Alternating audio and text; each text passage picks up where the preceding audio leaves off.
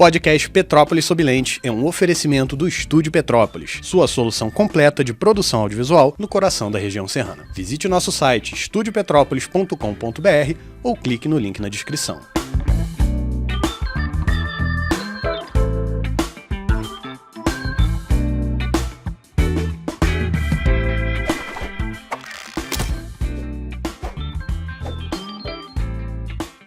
Sejam muito bem-vindos ao episódio 18 do podcast do Petrópolis Sob Lente. Eu me chamo Carolina Freitas, sou a jornalista fundadora do projeto e a responsável por conduzir o podcast. Esse ambiente fantástico que nos permite conhecer a fundo temas diversos que se entrelaçam com a história da cidade. O nosso bate-papo de hoje vai girar em torno dos antigos circuitos automobilísticos de Petrópolis, que faziam das ruas da cidade verdadeiras pistas de corrida. Tema esse que foi inspiração para a criação do Circuito Imperial de Automobilismo, evento anual que reúne apaixonados pelo tema em uma vasta programação e que nos dias 12, 13 e 14 de setembro chega à sua 4ª edição. Eu hoje recebo José Augusto Varanda, filho do ex-corredor Ailton Varanda e que é autor da obra Petrópolis no Cenário Automobilístico Nacional. E ao lado dele, o produtor cultural Renato Seschini, fundador do Circuito Imperial de Automobilismo. José Augusto e Renato, sejam muito bem-vindos ao podcast. Muito obrigado. Queria já enaltecer esse grande trabalho que você tem feito, Carolina, no resgate da história da cidade de Petrópolis. Acho que eu tenho acompanhado, embora um pouco distante, mas acho que é sensacional. Parabéns. Muito obrigada. Muito obrigada. O Zé Augusto, ele mora em Brasília. Não, mora em São Paulo. São Paulo, começou a vida em Brasília, né? Saí de Petrópolis aos 21, fiquei 40 anos em Brasília, né? Trabalhei no Banco Central, 36 anos. E hoje estou há 7 anos já em São Paulo. Quando a gente se conheceu, eu acho que você ainda estava em Brasília. Acho que sim. E hoje é a primeira vez em que eu conheço Augusto presencialmente. Verdade. Até então, a gente mantinha contato remoto. E Renato, que já conhece meu trabalho também de longa data e que hoje vai poder compartilhar detalhes desse evento que tem conquistado os petropolitanos. Como já é de praxe, eu quero exaltar os apoiadores do podcast antes de dar início à entrevista propriamente dita. O Estúdio Petrópolis, que é parceiro não somente do Petrópolis Sob Lente, mas também do circuito de automobilismo e que tem se destacado no cenário audiovisual da cidade pela cobertura de eventos. A Mude Petrópolis, empresa de roupas femininas nascida na cidade e que sempre me veste para o programa com peças lindas que você sempre confere em detalhes no Instagram do Petrópolis Sob Lente, além do Cadanes e Chalé do Chocolate. O Cadanes, todo mundo já se encantou com os salgadinhos. Nossa.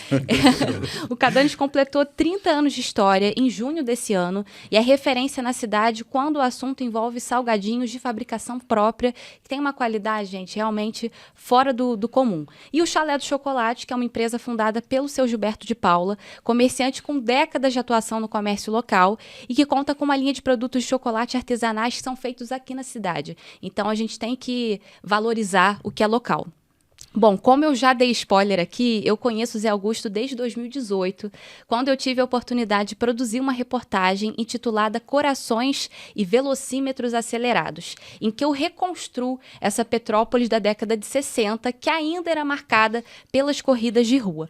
Para quem se pergunta sobre o fim desses circuitos, no ano de 1968 aconteceu a última edição da corrida. Na ocasião, a mão da competição foi invertida, resultando em falecimentos aqui na cidade, e quando eu escrevi a matéria eu tive a oportunidade de entrevistar moradores que assistiam essas competições e também famílias que até hoje têm o automobilismo no seu DNA, sendo a família Varanda uma das principais delas.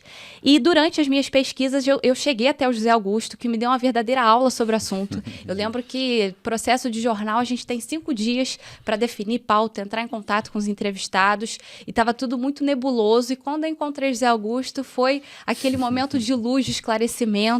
E, por incrível que pareça, como eu falei para vocês, nesses anos todos a gente manteve contato à distância. Sim. E hoje está tendo a oportunidade de bater esse papo presencialmente. Antes de entrar no envolvimento familiar dos Varanda com essa temática, eu queria que você explicasse para o público quais foram os primeiros registros de corrida de rua aqui em Petrópolis e a importância da figura do Irineu Correia, que é muito falado para a construção desse movimento na região. Sim. Bom, na verdade, o primeiro registro data de 1908, que foi uma prova de raid, uma prova de resistência, né? Gastão de Almeida, acompanhado de um amigo, saíram do Rio de Janeiro e vieram até Petrópolis, num Lorraine Dietrich, um carro francês, fabricado na França, que não existe mais, e levaram mais de 3 dias nesse percurso, né? Não existia ainda a estrada, né, que liga o Rio a Petrópolis, existia só lá a Serra Velha, né?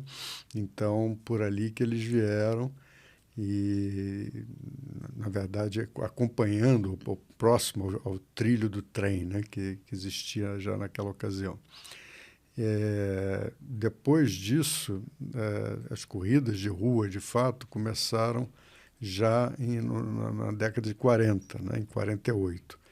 Mas, antes disso, um petropolitano, conhecido como Leão de Petrópolis, né, Irineu Correia, que aos 20 anos de idade já havia ganho uma prova nos Estados Unidos. Ele foi para os Estados Unidos muito cedo, muito novo, foi trabalhar na indústria automobilística em Detroit, e lá ele começou a participar de algumas provas também de raid, mas em 1920 ele vence uma prova no circuito oval de Madeira, numa feira muito famosa em Connecticut. E retornando ao Brasil, já em 1927, ele começa a participar de provas no Rio Grande do Sul, depois na Argentina também. Em 1928, ele vence a primeira subida de montanha não oficial que foi disputada. Foi no ano de inauguração da rodovia Washington Luiz, né? Houve uma prova não oficial que ele vence. No ano seguinte, já começam as provas oficiais, patrocinadas pelo Automóvel Clube do Brasil. E Irineu, depois, em 1933, ele participa do primeiro circuito da Gávea, né, com o Studebaker. Ele, até essa ocasião, ele usava carros da marca Studebaker, que era a marca com que ele tinha vínculo lá nos Estados Unidos. Ele era uma espécie de representante da marca aqui no Brasil. Então, ele faz o circuito da Gávea e não consegue terminar a prova. E aí, no ano seguinte, em 1934, ele já com apoio aqui da família Barbosa Bentes de Petrópolis, que eram os concessionários Ford aqui de Petrópolis, eles constroem um carro adaptado num Ford V8, mas completamente recortado, né? Virando realmente uma baratinha, que se chamava na época, e vence o circuito da Gávea em 1934. Infelizmente, no ano seguinte, ele teve azar no sorteio de largada, largou na última fila, e na tentativa de ultrapassagem rápida dos adversários para atingir logo o pelotão da frente, ele acabou se chocando contra uma árvore e caiu no canal ali da Visconde de Albuquerque. Né? Muito jovem, com 35 anos de idade. E aí, como eu até relato no livro, essa emoção, primeiro de um ano de receber ele em aclamação, né, como vitorioso, e no ano seguinte receber o corpo dele para ser enterrado em Petrópolis. Inclusive, em 1934, quando ele venceu, houve aqui em Petrópolis um baile no Serrano em homenagem a ele. Na semana seguinte, a Ford convidou para um jantar em São Paulo, em homenagem a ele, onde ele recebeu de presente um Ford V8, 0 quilômetros, né? Então, ele foi uma pessoa assim, muito proeminente no automobilismo da época. Uhum. E o Renato, ele não chegou a testemunhar os circuitos de rua da cidade, diferente do Zé Augusto, mas isso não diminui em nada o seu entusiasmo pelo assunto. Muito pelo contrário, eu acho que gera um fascínio ainda maior por você sonhar em como era aquele período. Eu queria saber qual foi a virada de chave que fez com que você decidisse criar o Circuito Imperial de Automobilismo. Pois é, essa história acaba sendo muito curiosa, porque realmente eu nunca assisti nenhuma corrida. E por um motivo muito bem lógico, compreensível. Meu pai não me levava para assistir, eu tinha... na última corrida eu tinha 9 anos, em 68. E ele não me levava porque ele tinha muito medo, porque era de fato uma coisa perigosa, né? E ele tinha muito medo, mas ele ia assistir. E aí chegava em casa contando. Bom, o que aconteceu? Isso, durante anos, foi crescendo dentro de mim essa vontade de ter visto, de ver de novo, de fazer alguma coisa. E como é da minha área, do meu trabalho, a coisa da cultura, surgiu a ideia, e eu vinha trabalhando num evento esportivo automobilístico aqui em Petrópolis e tal, junto com o Andrés Mateus, para se fazer alguma coisa. E aí, conversando com algumas pessoas, uma delas eu queria mencionar, que foi o Eduardo Dunley, que é primo do Zé Augusto. E me acompanha há anos também. Ele é um cara muito bacana. E a gente conversando um dia e batendo papo sobre isso e tal, não sei o quê. Pô, por que não fazer um evento revivendo aquela história e tal? Enfim, esse papo foi madrugada adentro. Começou num cafezinho ali no Alemão, foi terminar num bar, já quase o dia amanhecendo, enfim. Mas a coisa tomou um peso muito grande.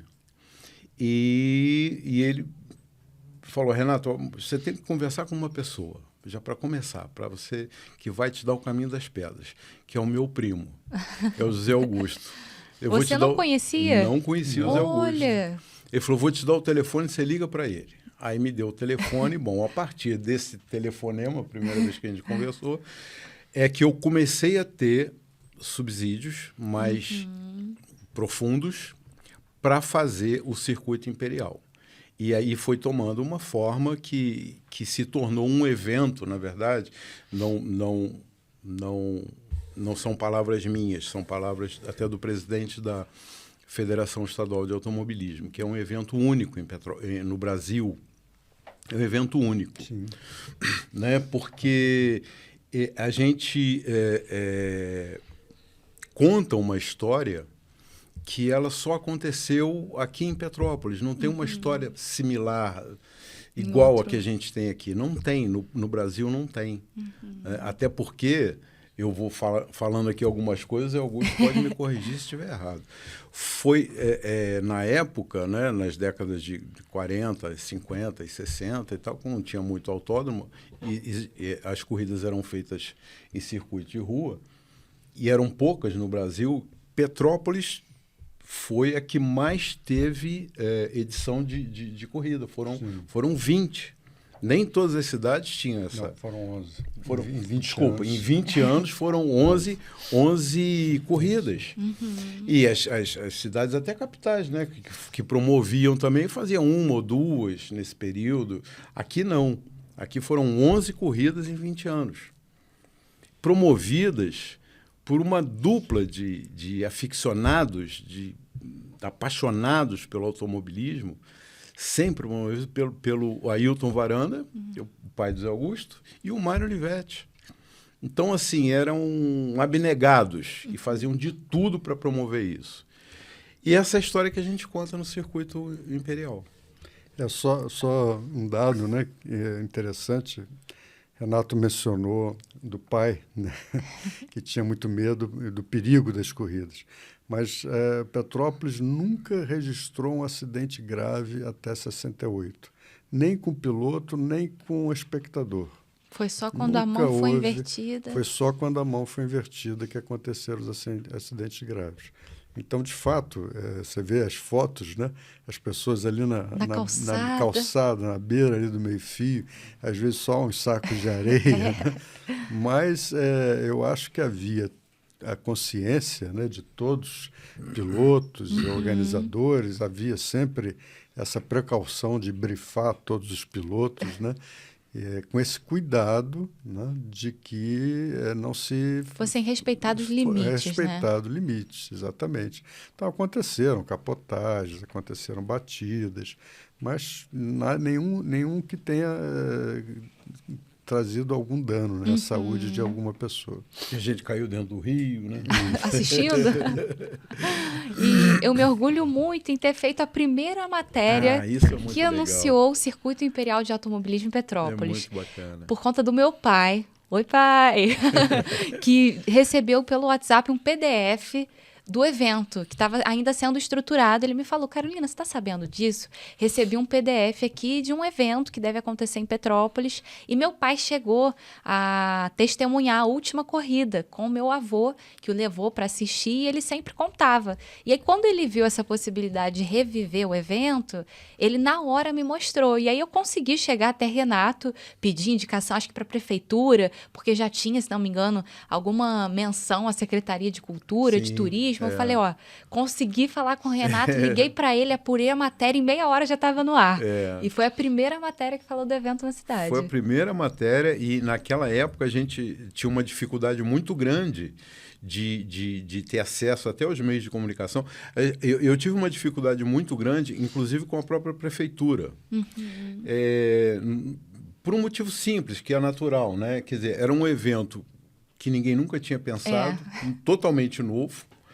E as pessoas não conseguiam exatamente entender do que eu estava falando, visualizar aquilo.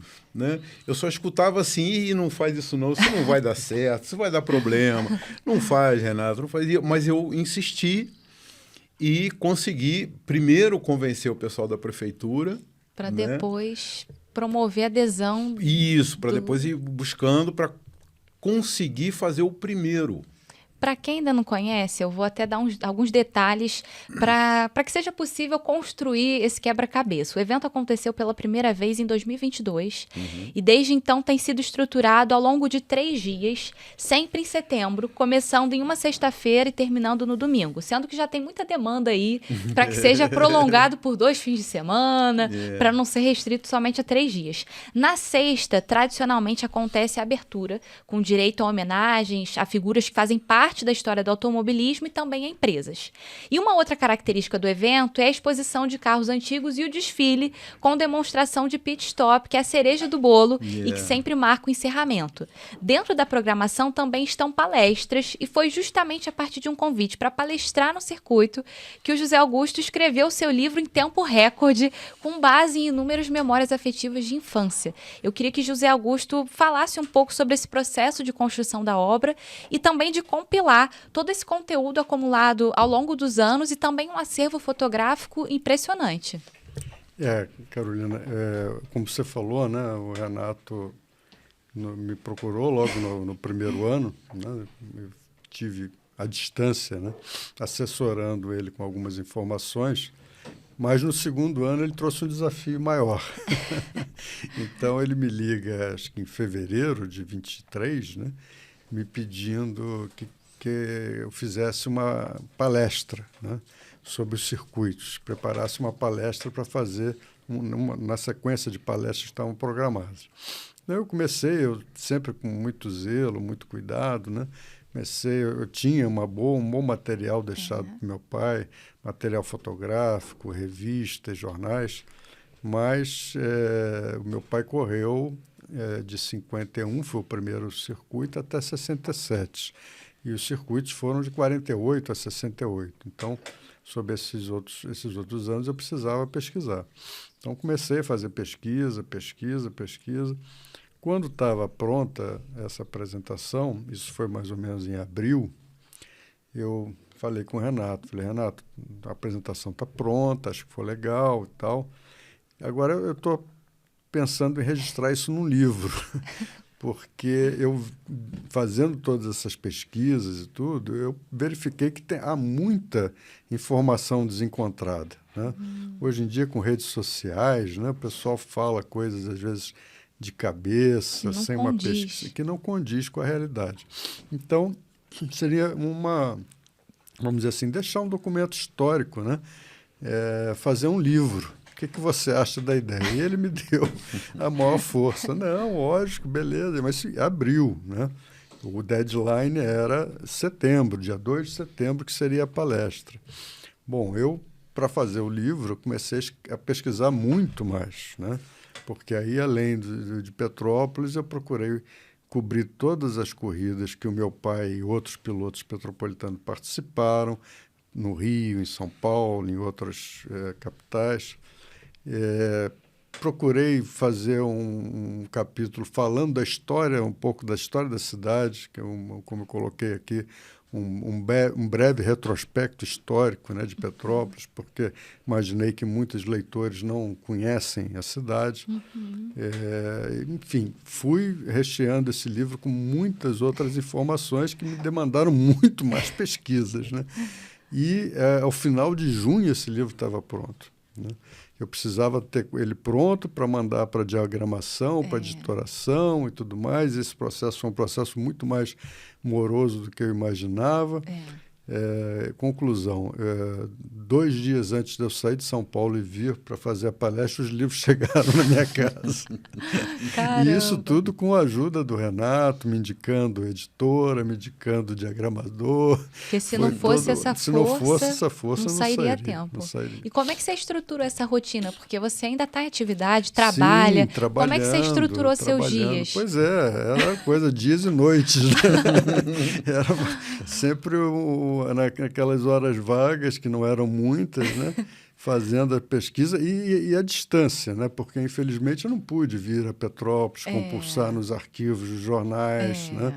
Nos outros jornais importantes da época também. Estão fazendo tudo à distância, né? Tudo via internet. Eu acho que, às vezes, ter um prazo é até um estímulo para você tirar aquela ideia do papel, porque quando não tem esse prazo, a gente acaba se acomodando e pesquisa demanda tempo, ainda mais pesquisas que nos trazem prazer e satisfação. Sim. Você vai deixando aquilo fluir, vai levando para outros caminhos. Então, tendo realmente essa data fechada, olha, tem que ser até setembro, fez com certeza tudo se encaminhar de forma mais rápida. E foi muito bom isso aí que você falou, que é interessante, de ele não ter conseguido fazer as pesquisas da maneira que ele quisesse e tal, não sei o quê. Por quê?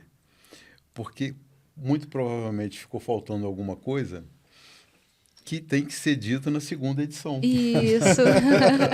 Né? Mais um Olha motivo só, para... Já está me cobrando mais Cada trabalho. encontro é uma demanda diferente. Exatamente. Palestra, livro. Aí eu vou precisar passar uns 6 meses em Petrópolis, Rio, São Paulo, nos jornais, nos arquivos. Mas eu acho que não ficou faltando muita coisa do período que eu procurei abranger. E sempre assim, com relatos rápidos, né? Deixa eu mostrar até aqui, tá? Em tom mais ou menos de reportagem. Depois eu mostro no Instagram, mais em detalhes, mas está aqui a capa do livro, Petrópolis no cenário automobilístico nacional.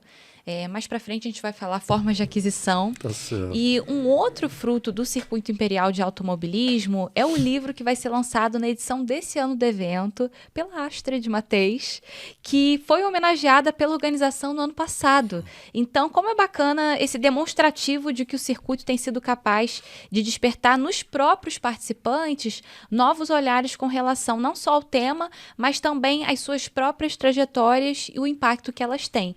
Uma implementação que foi feita no ano passado e que vai se tornar permanente é justamente o espaço dedicado à mulher no esporte, que eu achei fantástico e que é de grande valor por trazer histórias de superação e possibilidades diversas de atuação nesse ramo.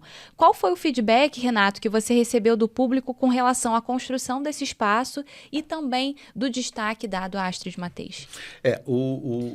Foi muito bacana isso que a gente fez, porque a gente sempre procura, porque o conceito fundamental, principal do evento é o resgate da história, né? Então, a gente tem o compromisso de pesquisar e buscar coisas interessantes que aconteceram aqui em Petrópolis, e a gente tem descoberto cada coisa que você não tem nem ideia.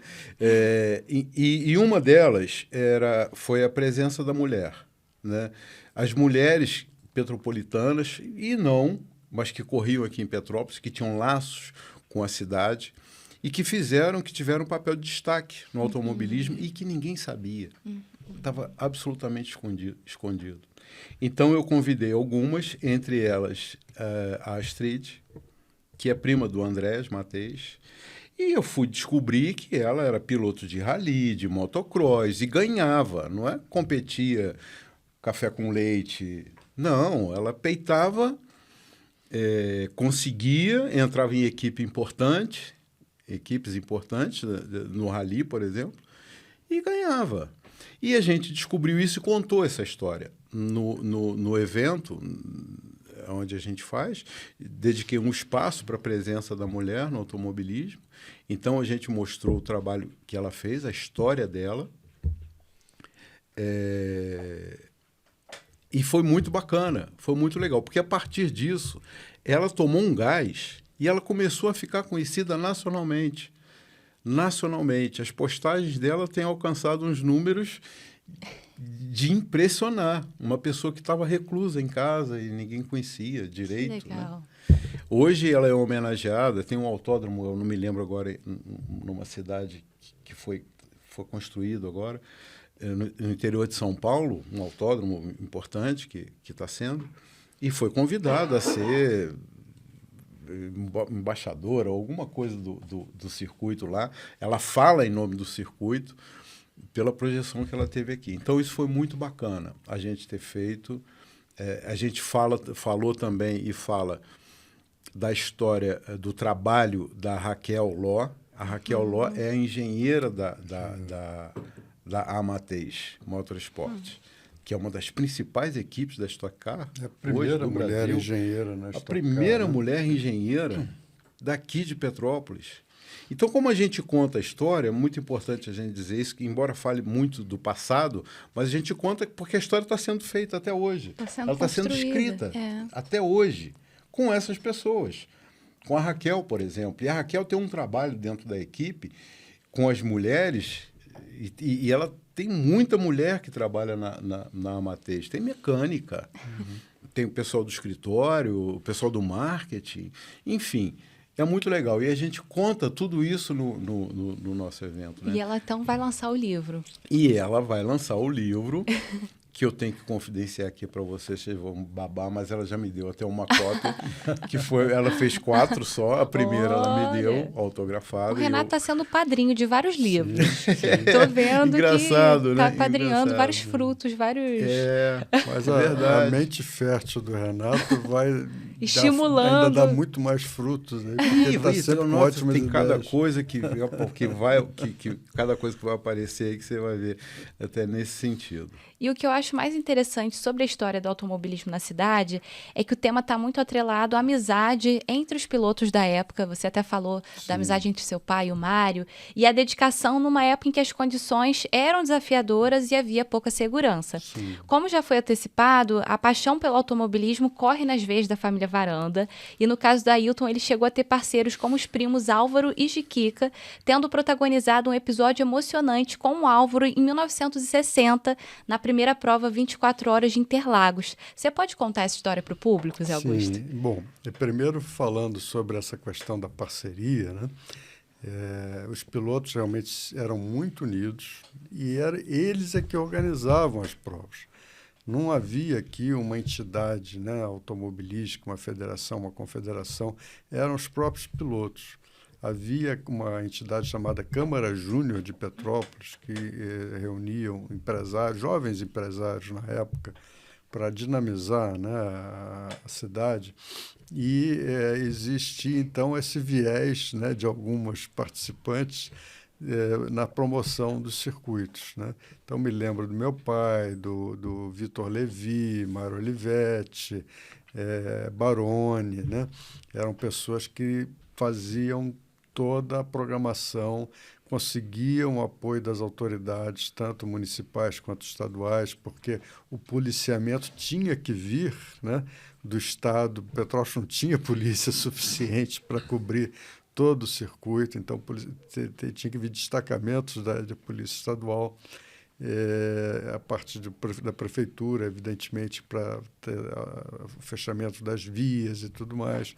Então, era todo esse trabalho de organização, de suporte, e depois de divulgação e de atração dos pilotos, dos principais pilotos, porque não se queria ter aqui uma provinha regional, só com pilotos aqui de Petrópolis, né? Então, essa parceria foi essencial. Sem ela, não existiriam essas corridas.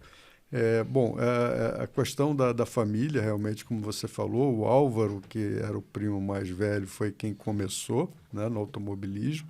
Depois o meu pai começou a participar, inclusive, junto com ele, em provas de longa duração. Meu pai fez corridas também isoladas ainda no início, mas as principais eram provas de longa duração em Interlagos, 24 horas e 1.000 milhas.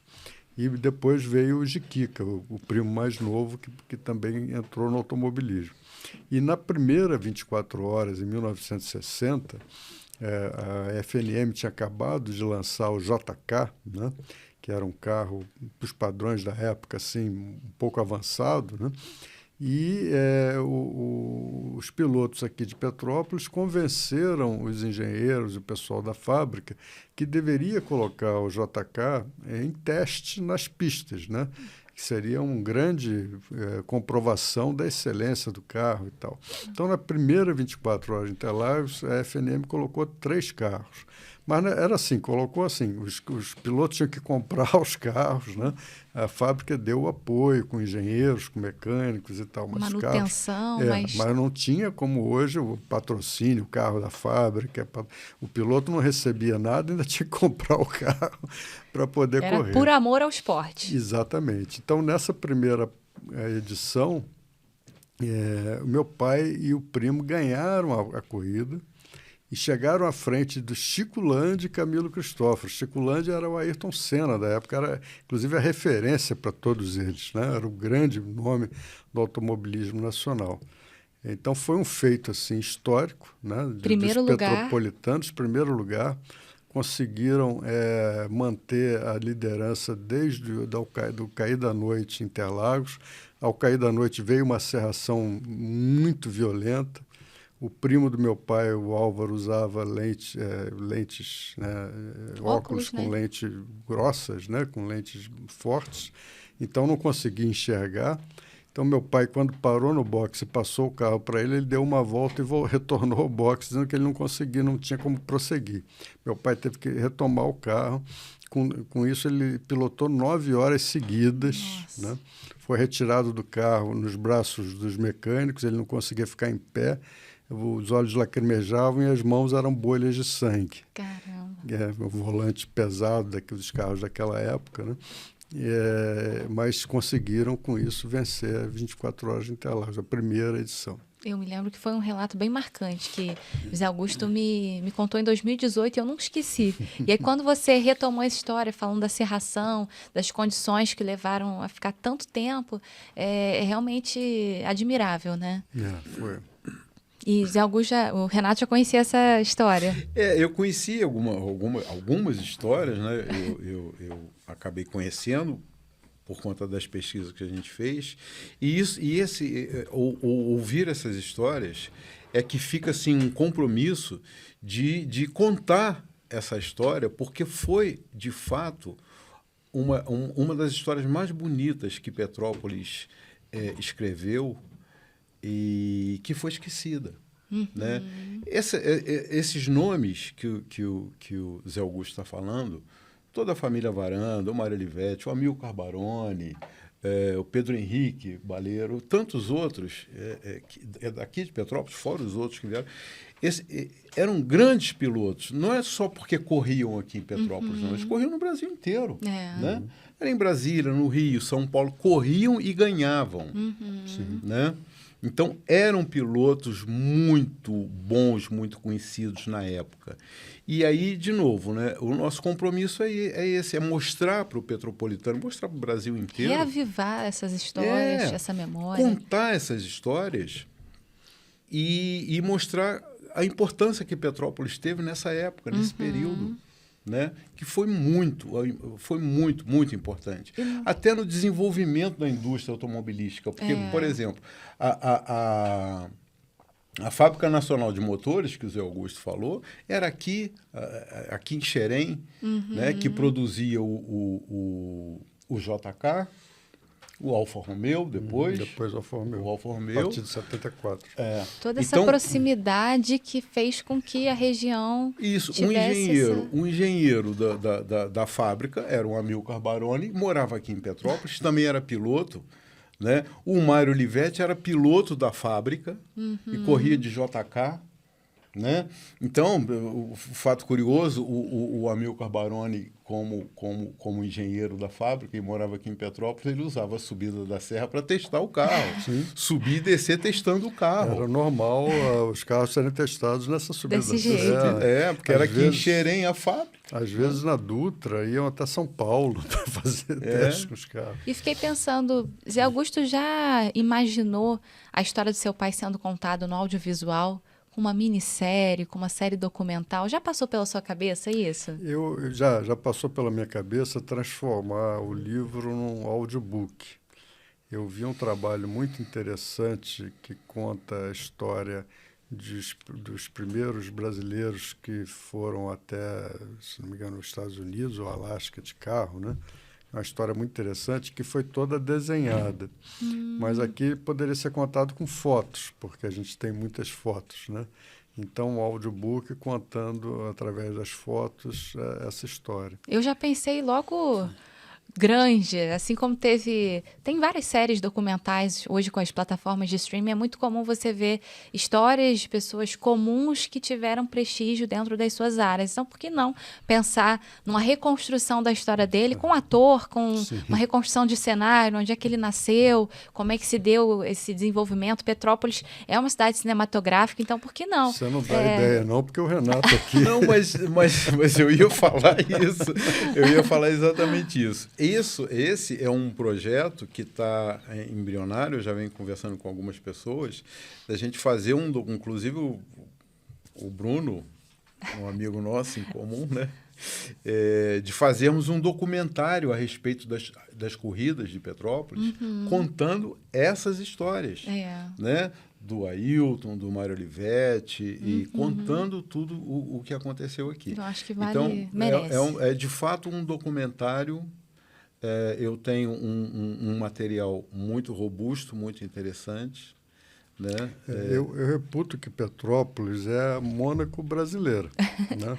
Por todas as condições, quer dizer, por ser uma cidade turística, né? Muito aprazível, muito bonita, pelo próprio percurso do circuito, né?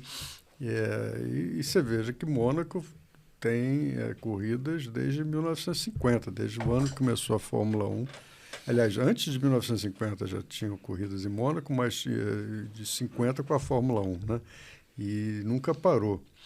E a estrutura de segurança que hoje é montada nessas corridas de rua permitiria tranquilamente você voltar a ter corridas em Petrópolis.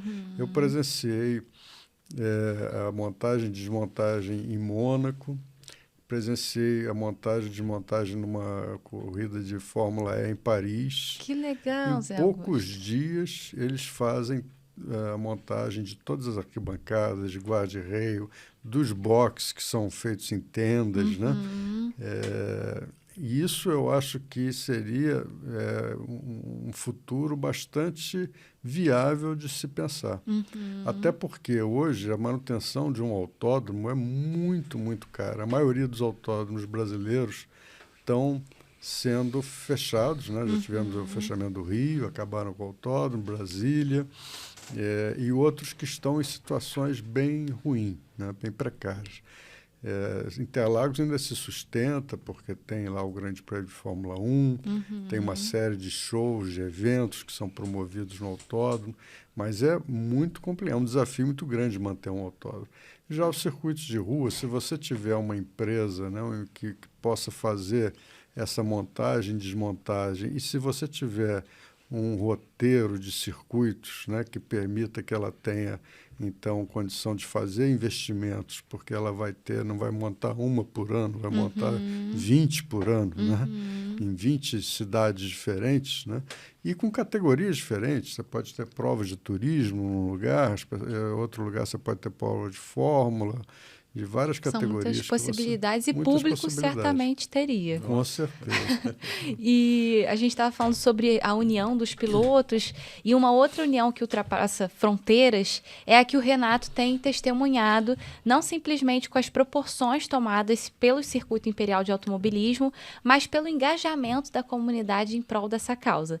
No ano passado, o Renato liderou uma campanha de arrecadação de materiais para recuperar o térreo do Centro de Cultura, que desde 2022 estava completamente danificado pelas chuvas. E ele fez dele palco para parte da programação do evento, que esse ano volta a ocupar esse espaço. O que o lugar, Renato, simboliza para você e quais novidades o público pode esperar dessa vez? Porque eu sei que é um processo constante de atualização, de renovação.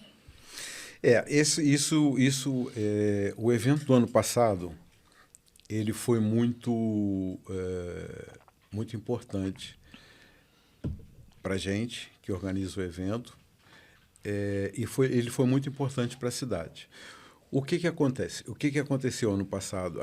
Eu precisava de um lugar, de um espaço adequado a receber toda a programação cultural do evento, que são as palestras, lançamentos de livro, Espaço da Mulher. o Espaço da Mulher, exposição de carros raríssimos que tem que ficar num lugar um pouco mais preservado.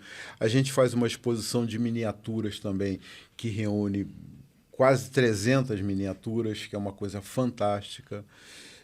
Exposição de troféus, enfim. Então, tem toda a parte cultural e a gente precisava de um espaço adequado a isso, né? E Petrópolis tem essa dificuldade. É muito difícil você achar um lugar no centro da cidade que comporte todas essas atividades, né? Que é o que caracteriza o nosso evento, o diferencial. E eu, na busca... Vou contar essa história, vou procurar ser rápido.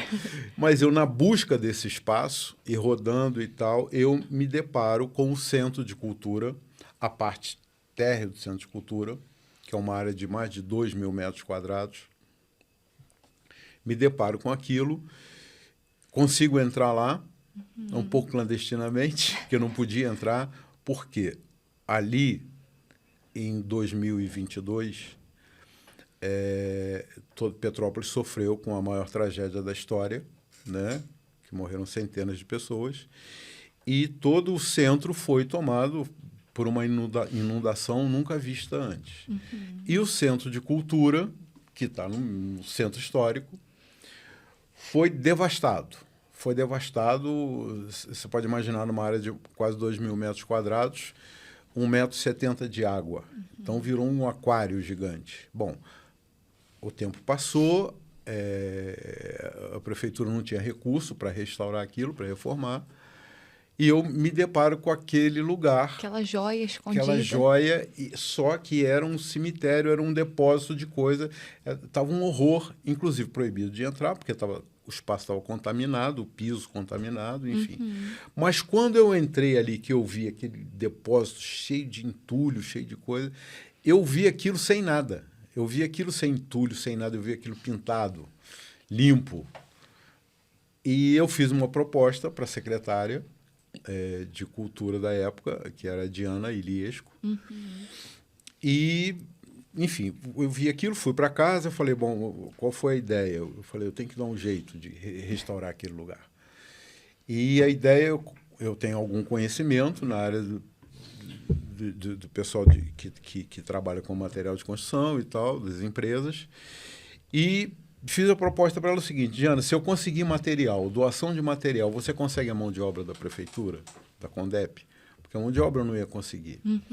Ela topou e conseguimos. Ela entrou com a mão de obra e eu consegui o material com as empresas, algumas empresas aqui de Petrópolis. Conseguimos o material e a gente restaurou aquele espaço, que é um espaço nobre, que ficou lindo, um espetáculo no centro da cidade.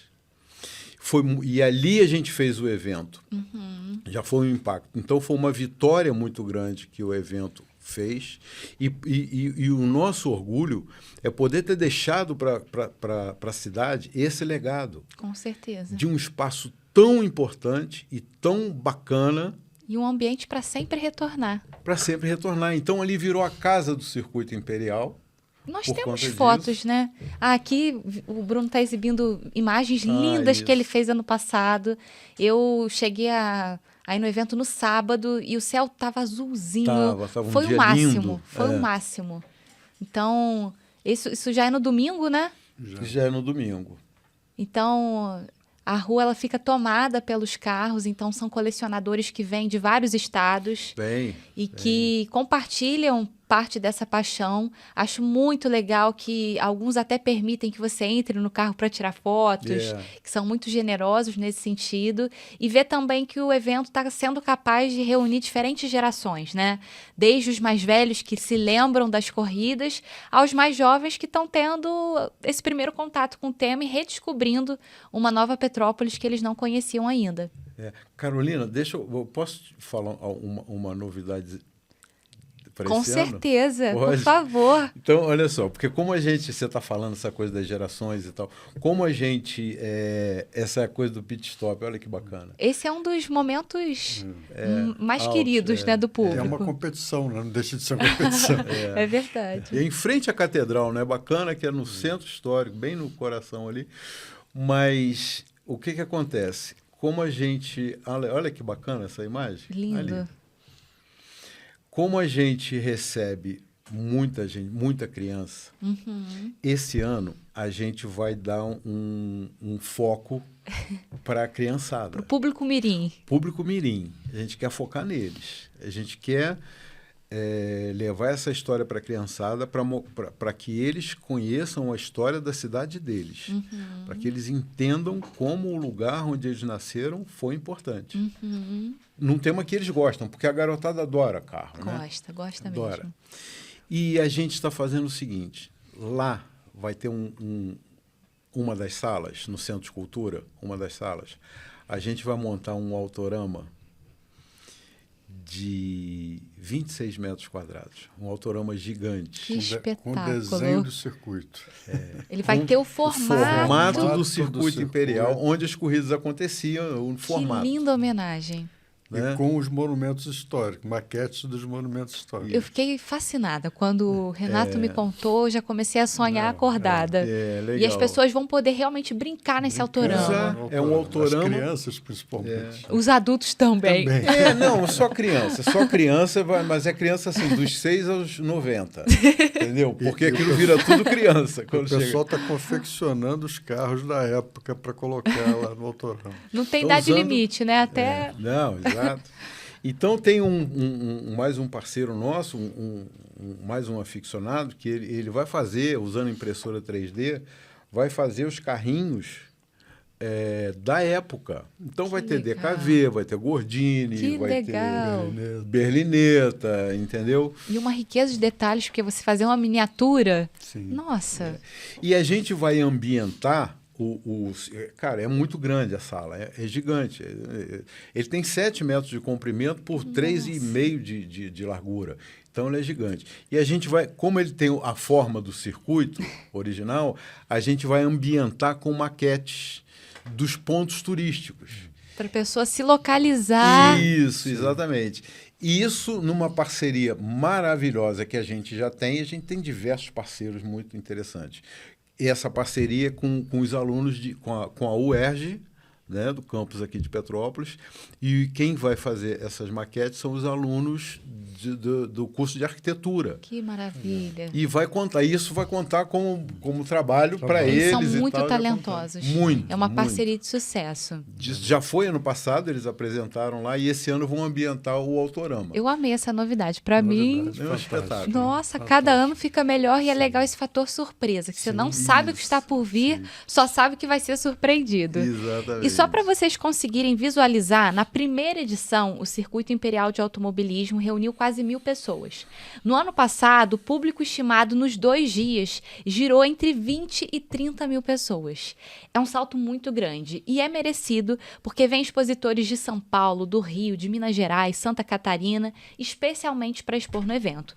Nessa edição, a empresa homenageada vai ser a Willys, que guarda uma história muito interessante com Petrópolis. Na última corrida de 1968, 68, quando um dos acidentados foi socorrido, ele foi levado para o pronto-socorro. E como não se bastasse todo o nervosismo daquele momento, ainda houve uma queda de energia, o que fez com que todos ficassem ainda mais apreensivos com a situação. Aquilo impactou tanto os pilotos que eles pediram a Willis que doasse um gerador para Petrópolis e, pasmem, o gerador ainda continua em funcionamento até hoje. Então, assim, coisas que as pessoas não imaginam. Um gerador que auxilia na manutenção da saúde da cidade, que tem relação com as corridas daqui da cidade. Sim. Então, assim, como é que as áreas vão se conectando e se relacionando entre si? E aí, quem for ao evento, gente, se não anotou ainda, não perde essa oportunidade. Tá chegando, vai ser entre 12 e 14 de setembro. E quem for presencialmente lá no Centro de Cultura vai conhecer essa história em detalhes a partir de uma exposição que vai ser inaugurada lá, não é isso? Uhum. Ótimo. A gente vai contar essa história porque isso foi muito marcante, né? Foi muito marcante aqui em Petrópolis, como você falou, houve o acidente em 68 lá, enfim, e o piloto estava sendo atendido, que é o Cacaio, estava sendo atendido lá e acabou a luz, enfim. Então, os pilotos, inclusive um deles era o próprio Wilson Fittipaldi, conseguiram a doação junto ao Willis. Por que o Willis? Porque eles eram pilotos da equipe Willis, que era a equipe da fábrica. Né? Então, a Willis doou o gerador através do chefe da equipe, que era o Luiz Antônio Greco, e a filha dele vem, porque a gente vai homenagear ele. Acho que Petrópolis tem essa dívida de gratidão com a marca, né? Porque, como você falou, surpreendentemente, eu acabei descobrindo que o gerador funciona, o mesmo gerador, funciona até hoje. E é muito importante essa história, e a gente vai contar isso, porque você imagina, eu conversando com o diretor do hospital da época, que eu fui lá para comprovar, e ele me mostrou, ligou o gerador, e aquilo funciona, que é uma beleza. O fato de ter acontecido o acidente fatal em 68, que acabou gerando a doação do gerador, quantas vidas salvou, esse gerador salvou nesses então. 56 anos? Não dá para imaginar. Não dá para mensurar. É impossível a gente imaginar. Mas o diretor do hospital, eu falei isso para ele, eu falei, cara, você não dá para ter ideia quantas vidas esse gerador salvou. Ele falou, olha, eu posso te dar dois acontecimentos. Um foi a pandemia, que o pronto-socorro foi o hospital de referência, e precisava dos respiradores, quer dizer, sem pensar, né? E o gerador estava ali funcionando, acabava as luzes algumas vezes, chegou a acabar a energia, e o gerador ali funcionando. E o outro mais enchente. E o mais importante, que foi mais traumático, foi justamente na tragédia de 22, que aí sim a energia... que ele falou, Renato, não tinha luz em lugar nenhum em Petrópolis. É verdade. E as ambulâncias chegavam aqui, eram uma atrás da outra, chegando com os acidentados, e o gerador ali, ó, firme e forte. Firme e forte funcionando. A gente não ninguém imagina. morreu aqui lá no pronto-socorro, ninguém morreu por falta de energia, porque o gerador estava ali. Então, essa história, o petropolitano tem que saber, tem que conhecer. Tem. E a gente tem ainda muito que agradecer à marca Willis por ter feito isso, porque até hoje continua aí salvando vida. Então, é isso que faz o Circuito Imperial ser diferente, ser um evento diferente e importante. Que conecta diferentes áreas. Exato. E que traz à tona temas que a gente até então não imaginava. Isso. Eu queria que o Bruno exibisse rapidamente na tela algumas fotos do acervo do José Augusto, porque já que a gente falou tanto das fotos que ele tem, de toda a bagagem, queria que você falasse um pouco sobre essas imagens. Essa primeira é justamente do carro que Irineu Corrêa construiu, né, na plataforma de um Ford V8, e aqui aparece o Alberto Cartier, foi o engenheiro que deu apoio, e o Silvio Barbosa Bentes, que era o dono da concessionária Ford. Com quem eu trabalhei recentemente. E outro rapaz devia ser um mecânico que eu não consegui identificar, que está abaixado ali. Bom, aqui foi o terceiro circuito, em 1951. O meu pai está nesse carro 25, vocês podem ver que os pilotos não usavam capacete. Sem capacete, era um Cinca esse carro. E ele chegou em terceiro lugar nessa prova. Foi a primeira corrida dele em 1951. Eu adoro essa foto. E você vê as pessoas com guarda-chuva. Não, e é interessante nem isso, o tempo atrapalha. Todas as provas, você vai ver, o público era muito grande, desde essa ocasião. Né? Público inclusive assíduo, com chuva né? e tudo, mas estava lá presente. Essa é a foto do meu pai em 58, no grid de largada, com uma Ferrari 225S. Essa Ferrari não era dele, foi emprestada. Acredito eu que ela pertencia a Vitor Levi, mas era um carro estupendo. Eu cheguei a andar nesse carro, era uma beleza. Aqui, eu não sei se era o meu pai ou o primo, aí o Álvaro Varanda, porque os dois revezaram nesse carro, era um Interlagos Coupé, em 1963. A prova principal foi ganha pelo Wilson Fittipaldi, numa berlineta que foi emprestada pelo Álvaro, e o Álvaro pegou o carro de passeio dele, que era esse Interlagos Coupé, para eles disputarem a categoria do Grupo 3. E a gente do vê grupo ali 2. a cordinha, Você inclusive vê, crianças pequenas ali com exatamente, 4, 5 anos. exatamente. E eu que adoro o comércio, a gente tem ali o letreiro da Musical, Musical. da Leiteria Central do lado. Essas Exatamente, fotos Decápolis, são... um pouco na frente. É né? isso mesmo. Aqui já em 67, vê o público, né, em cima, inclusive, das marquises. Essa é a curva mais perigosa, mas que na mão normal, né, no sentido horário, ela não tinha tanto perigo, porque você vinha ali na Alberto Torres, que não é uma reta muito grande, para entrar na Floriano Peixoto. Então, aqui a Norma Casari no Malzone 96 e meu pai no Carmanguia Porsche número 2. E ali um Gordini já... Gordini que já tinha se acidentado na prova de estreantes. Que foi, mas, viu, os acidentes ali, o rapaz do Gordini saiu andando sem nenhum problema. Meu pai ficou em segundo lugar, o Norma, se não me engano, em quinto. Norma teve um problema no carro de superaquecimento e acabou se atrasando.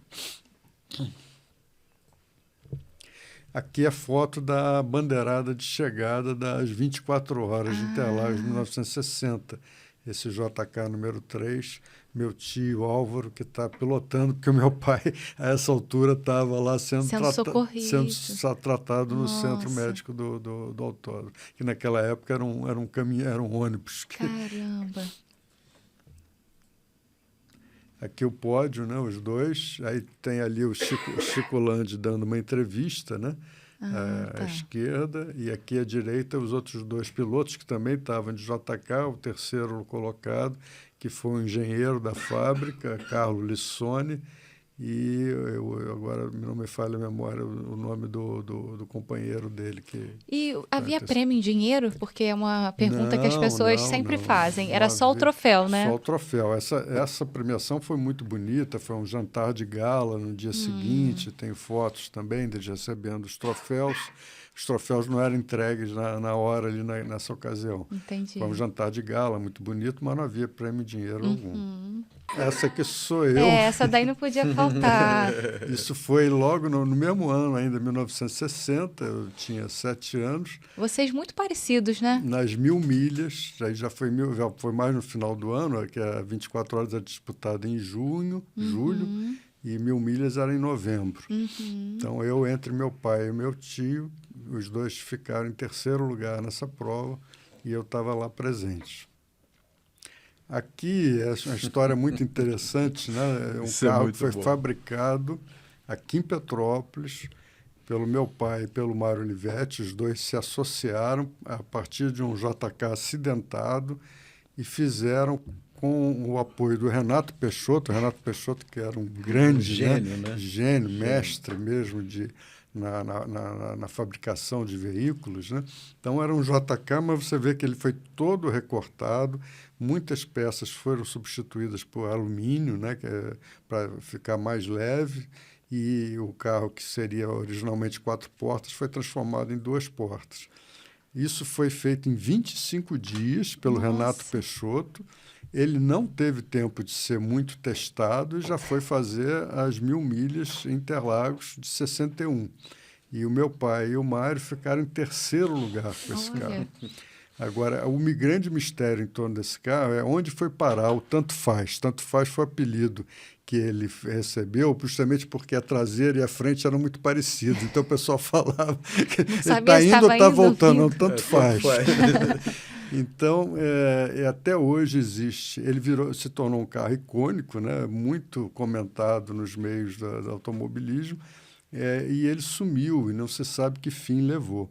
Eu tenho foto dele, se não me engano, não sei se ela tá disponível aí, mas uma foto dele andando aqui nas ruas de Petrópolis, já com outra pintura, o que mostra que ele foi transformado num carro de passeio. Alguém adquiriu esse carro, foi transformado num carro de passeio, mas não se sabe que fim se levou. Que curioso, o pessoal pergunta, né? será que ele ainda está dentro de alguma garagem não é esquecido possível, aqui né? em Não é Petrópolis? Né? É. Acho difícil, né? Certamente já teria aparecido. E são histórias como essa que, como a gente falou, regem o circuito imperial de automobilismo. Então, vou trazer para vocês mais um lembrete. Entre os dias 12 e 14 de setembro acontece, então... Essa foto dele andando aqui nas ruas de Petrópolis, já com placa. Realmente com é curioso, cor, né? Ele está vindo, na verdade está indo e parece que está vindo. E, então, o evento acontece entre os dias 12 e 14 de setembro. Sigam o circuito no Instagram, @Circuito Imperial Automobilismo. E acompanhem também o Petrópolis Sob Lente, que vai fazer a cobertura do evento, e o Estúdio Petrópolis, que vai marcar presença. Já está marcando, mostrando né? os destaques para vocês. Presença. A gente chega agora naquele momento em que a gente ouve como é Petrópolis sob as lentes dos convidados. Quero começar com o José Augusto. Petrópolis sob as lentes de José Augusto Varanda. Um sinônimo para o automobilismo em Petrópolis. Acho que muita emoção, né? Era realmente um momento, não só para os pilotos, mas para a audiência, para todo mundo que estava ali acompanhando, de muita emoção, de muita torcida, né? Acho que todos que assistiram guardam com muito carinho esses momentos. A gente vê que era um momento de lazer, de integração entre família, Sim. amigos. Então, as fotos, eu acho que elas ilustram muito essa ideia de pessoas reunidas para assistirem aquele momento. Sim. E para perpetuarem essas memórias. Cada um tinha o seu local preferido. Né? Era muito interessante. Eu lembro que em 2018, quando eu produzia reportagem, eu cheguei a entrevistar uma pessoa que ela subiu nos andames da construção da catedral para assistir numa vista privilegiada. Sim. Seu pai, em uma palavra? Meu pai, eu acho que paixão. Ele sempre foi apaixonado, não só pelo automobilismo, mas por tudo que ele fazia. Petrópolis sob as suas lentes. Saudades. uma infância maravilhosa, né? Uma época que Petrópolis realmente...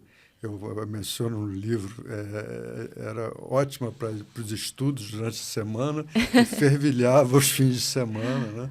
Nas férias de verão e tudo. Uma cidade apaixonante. E agora Renato, Petrópolis sob as lentes de Renato Seschini. Um sinônimo para o circuito imperial de automobilismo. Um sinônimo? Pura emoção. Pura emoção. Porque é um evento emocionante em todas as suas fases, né? Desde a cerimônia de abertura até o rádio desfile que a gente faz, as pessoas emocionadas. E o que eu acho legal é que para o Renato o evento nunca acaba.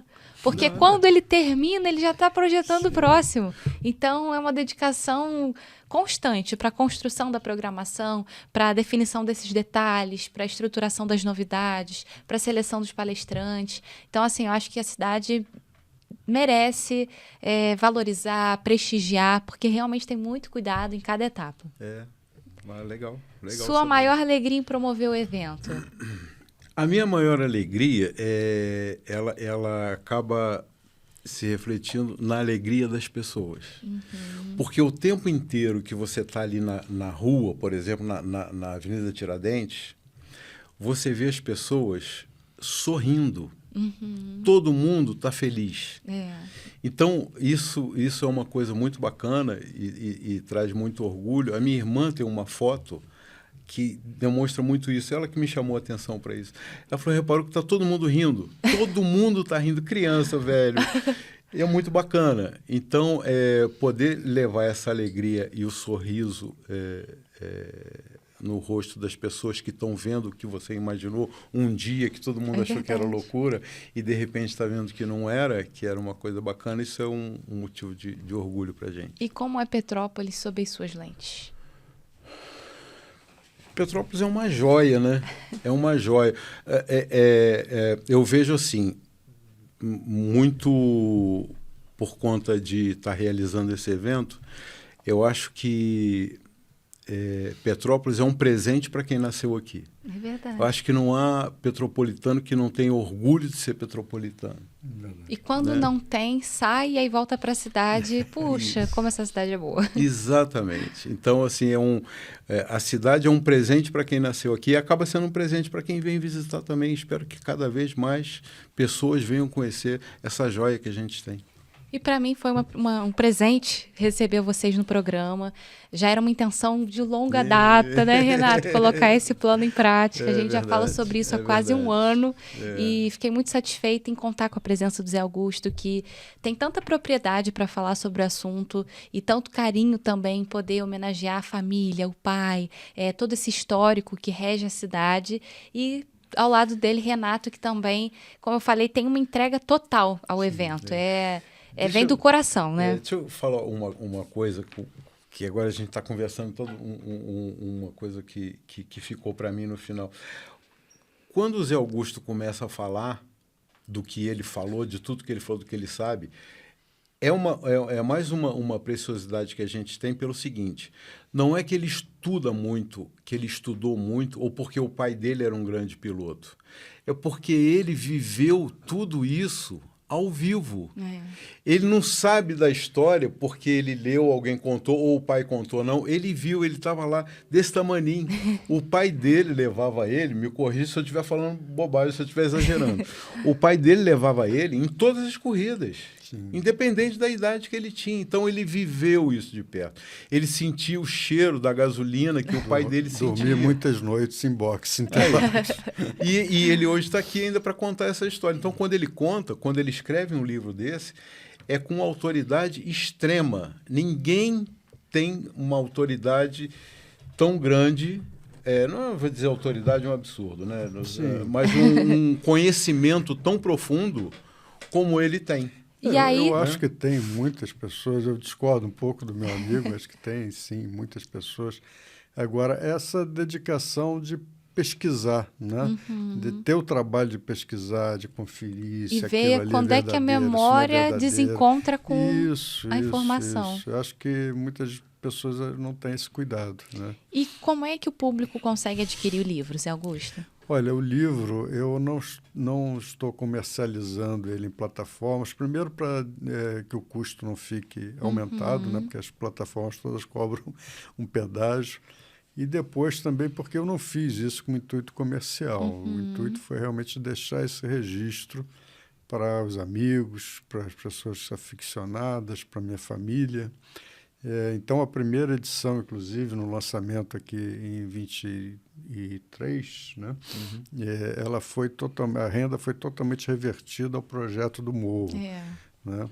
Então, a segunda tiragem, eu trouxe ano passado, alguns exemplares foram vendidos, mas eu não fiz isso com intuito comercial. Então, a aquisição precisa ser feita com contato pessoal comigo. Eu pego normalmente o endereço da pessoa, envio o livro, depois que ela recebe, é que ela faz o Pix para mim. Olha, eu vou incluir na descrição do vídeo o e-mail do Zé Augusto, vou botar também o Instagram, e aí Facebook, para quem preferir, e aí o público que tiver interesse em adquirir a obra pode fazer esse contato direto com ele. Perfeito. Zé Augusto e Renato, muito obrigada pela participação. Eu que agradeço. Foi um bate-papo tão prazeroso que parece que levou 5 minutos. Passou já uma hora. Rápido. É verdade. Obrigada a vocês, ao Estúdio Petrópolis, Mude Petrópolis, Cadanes, Chalé do Chocolate, e a gente se vê no próximo episódio.